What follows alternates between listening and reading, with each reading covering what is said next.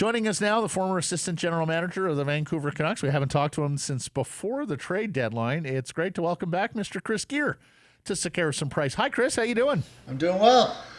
How you guys doing? Yeah. Fantastic. Living your best life.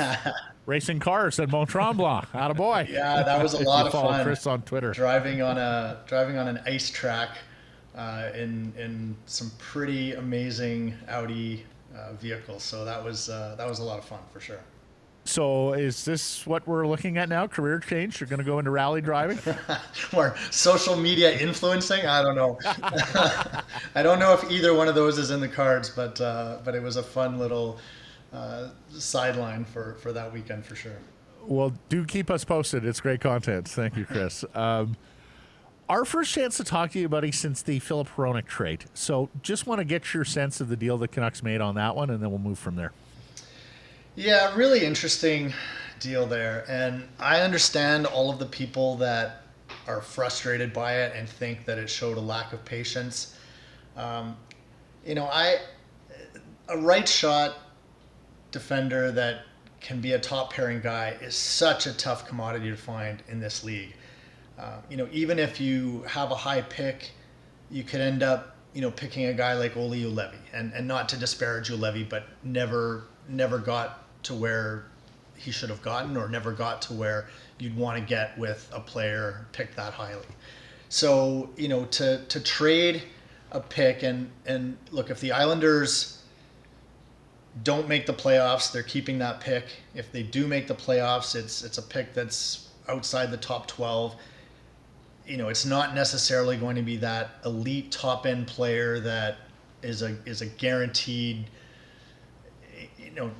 elite player for your team. So to trade that and get a 24-year-old right shot defenseman who can be in a top pair, it's not a bad deal. I actually think that there's a lot of merit to doing that. So do I understand the frustration and the patience that, hey, maybe you've made that move at a time when you can't surround the core players that you have with enough other talent to get to be a championship caliber team. I totally understand that.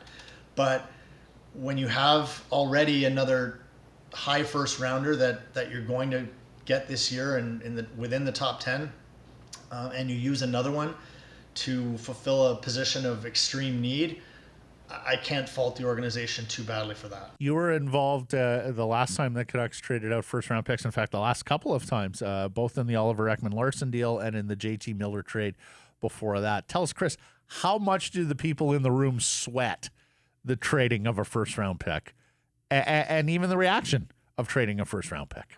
Chris, you were involved the last couple of times the Vancouver Canucks have traded a first-round pick, the Oliver Ekman-Larsson deal with Arizona and the JT Miller deal with Tampa Bay. Take us inside the room a little bit. How much do the people in the room sweat the trading of a first-round pick and even the reaction to trading a first-round pick? Yeah, of course. There's a lot of consternation that goes on when you trade a first-round pick because you know that pick is going to be a player. I think the data will show that most first-round picks will play in the NHL, and some will be elite NHL players. And so, if your scouts do a great job and they find the right guys at the right spots, then you're going to get a player that can help your team. Obviously, when you make that trade, you have to be confident that what you're getting back is equal to or greater than what you're giving up. And obviously the pick always comes with risk as well, because it could be that elite player, or it could be just a guy that plays in the league but doesn't really affect your team. So there's always risk involved with both, with either taking your pick or with trading that pick to try to help your team.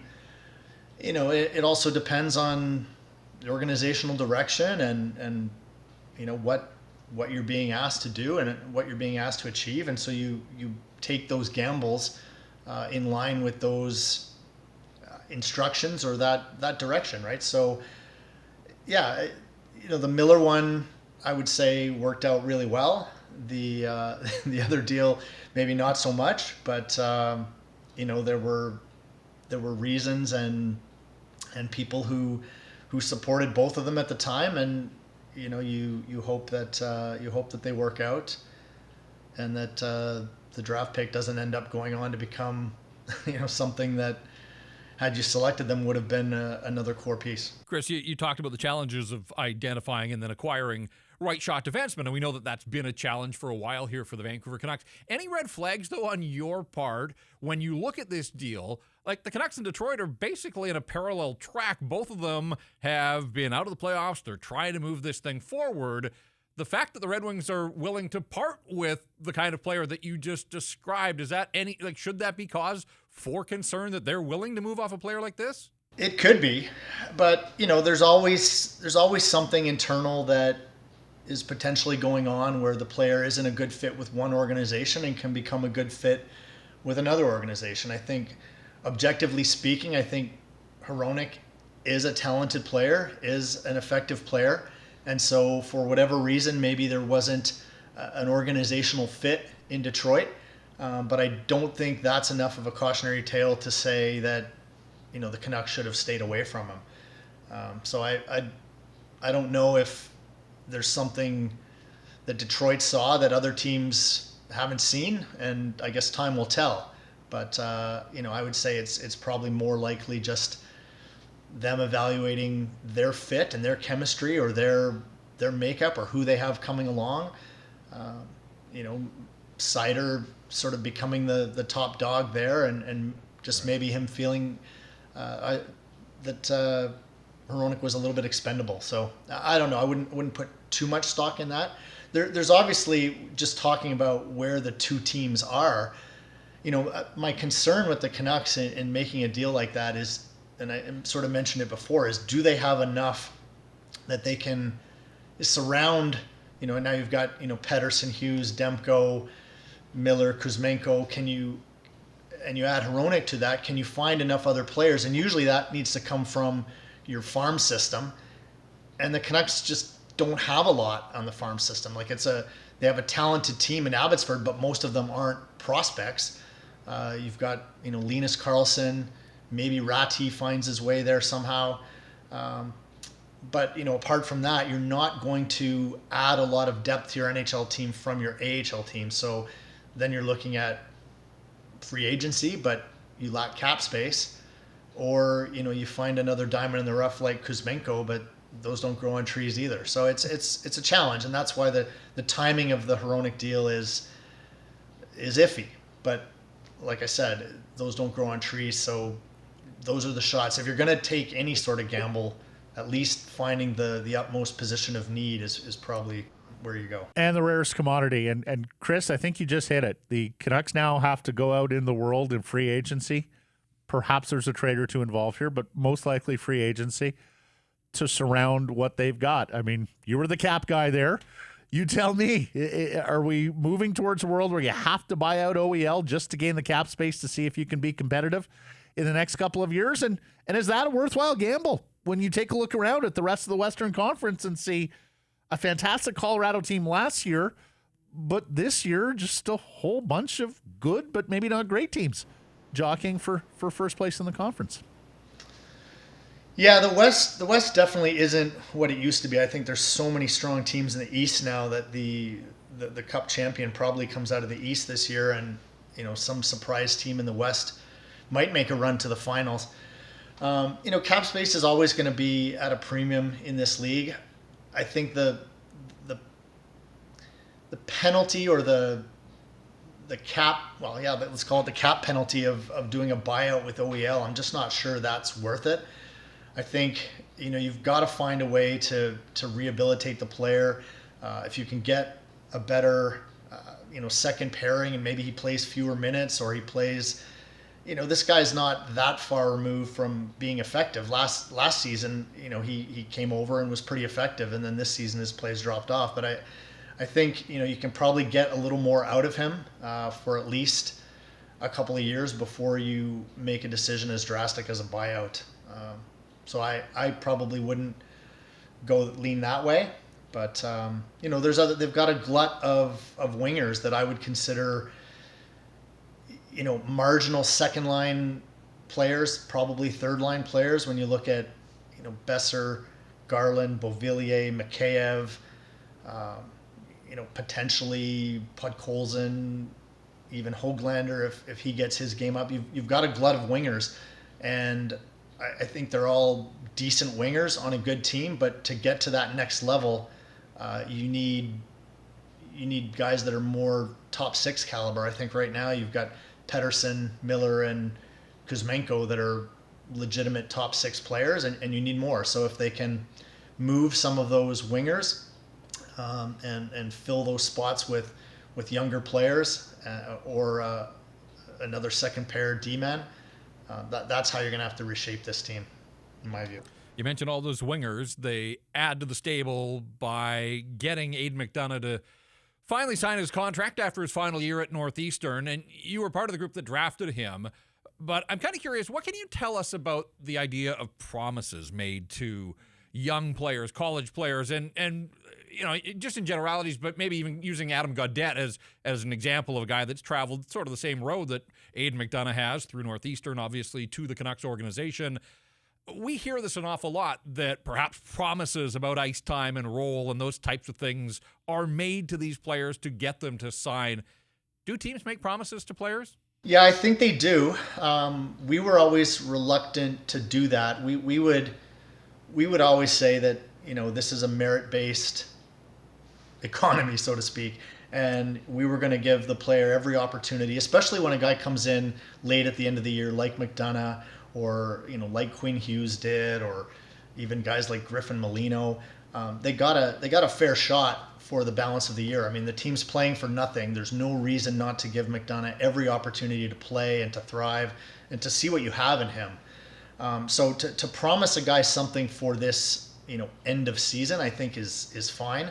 I think a lot of teams go one step further and guarantee the player that he's going to be on the roster next season, and that's something we were never willing to do.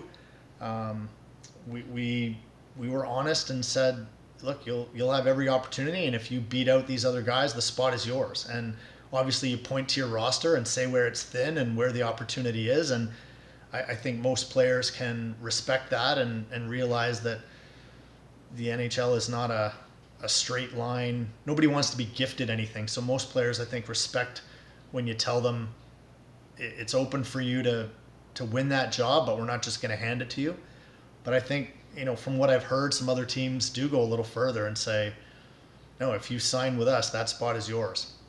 And, sometimes that works and sometimes it doesn't. And then you get the agents in a furor. The company line and the kids line is he never wavered. He was always going to sign with the Canucks, even playing out 4 years. Did it always feel that comfortable to you? Or was there ever any concern that he would want to go to free agency? Obviously, I haven't been there in a while to know what the conversations have been recently, but I think, RJ and his staff do a really good job of keeping in touch with those players. Chris Higgins is another one. When you have guys like that are in your corner and contacting you, weekly and looking out for your development and telling you that you're wanted and loved, I think as a player you develop a good rapport there, and there'd have to be pretty strong factors pulling you in a different direction.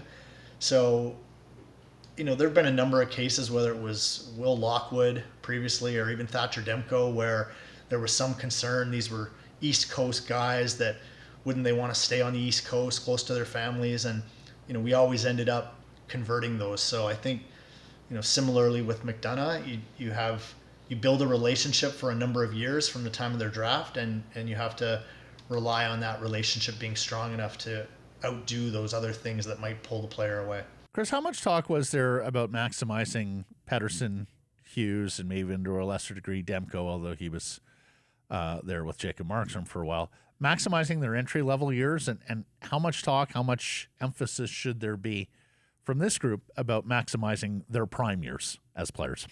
Well, I think you're always trying to build a team that can get to the next level and then the next level after that.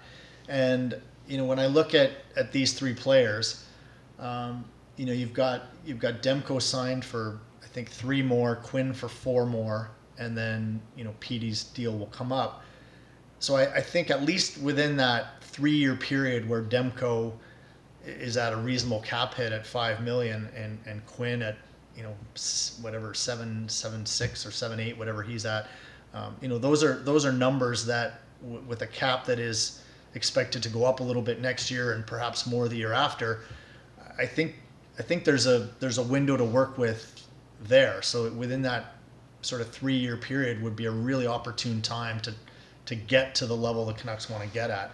Can they do it within that 3-year period before Demko and then Hughes need to be re-upped? I don't know, and that's the task that management has now, and they've got to clear cap space and find more assets, if they want to trade for those pieces. But I think it's not so much their prime years, because I think they have 5, 6, 7 prime years left. It's more the years when their contracts are efficient enough that they can free up other cap space around them. And lastly, let me ask you the Bodog poll question. Demko, Hughes, Pettersson. Is it the best goaltender defense forward trio the club has ever had? It's a great question, and I saw you posted that earlier, and I gave it a little bit of thought. I think they're very close. I think Quinn Hughes is obviously the most talented defenseman the organization has ever had, and that swings the conversation in favor of those three a little bit. But then I look at sort of 2009-10, you had Henrik had just a monster year. He was at the top of his game. Luongo was at the top of his game. Those are two Hall of Famers that were in their absolute prime. Then I think I'd give the nod to those two over Petey and Demko at this point. And then, throw in maybe Christian Ehrhoff, who had a 50-point season. And I'd probably say that trio was the best trio the Canucks ever had at any moment in time. But these three are not far off, and before it's all said and done, I think they will claim that pole position. Yeah, I'm with you, buddy. Almost took the words from my mouth from the opening segment. And the defense is almost the biggest debate for me. Is it Ehrhoff? Is it Hughes? Do you like the offensive guy? Do you like the defensive guy? But look at you guys just looking right past Eddie, too. Well, and Edler, it's true. Yeah, Edler belongs in the conversation, especially with some of those hits that he used to deliver back in the day, right? He was punishing. Yep. Marvelous stuff, Chris. Great hearing your voice again. Thanks for this. We'll catch up soon. All right. Thank you, guys. Take care.